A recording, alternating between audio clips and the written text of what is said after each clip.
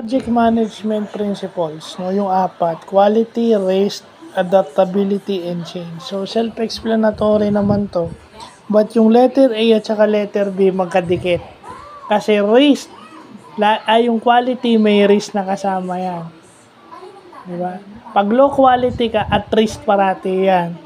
Yung change and adaptability, pareho din yan. So, hindi lang to sa information technology, sa lahat ng project.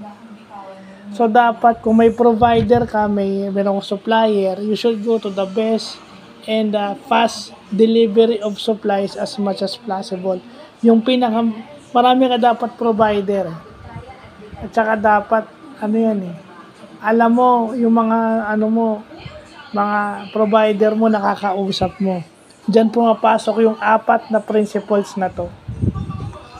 Lalo na sa PWD society, sa PWD sector, yung mga providers mo, sinong provider doon yung mas mabilis? Sinong provider mo yung hindi lang kasi dapat isa, dahil hindi lang naman sa PWD sector kasi, doon na lang ako mag-focus, hindi lang naman ikaw yung kliyente nila. So, kung marami kang at madadamihan mo yun, at din madideliver nila ng maganda, through guaranteed letter or yung cash. Bibira lang naman nagka-cash, kaya nga nagka-guaranteed letter. Diba? So, yun yung mga ganyang bagay na dapat nating i-adapt.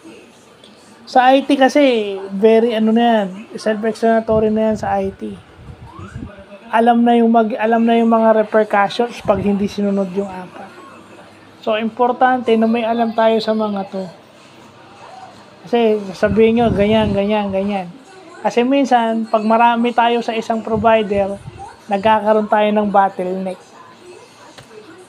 So, dapat kinakausap natin yung provider at hindi natin dapat minamadali yan.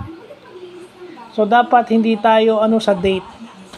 Hindi tayo dapat very particular tayo sa date na pwede yung ating supplier, hindi yung iniipit natin. Kasi kung pwede naman natin pasimplihin yung pag-distribution, pasimplihin na lang natin para hindi rin kawawa yung ating provider. So, yun lang po.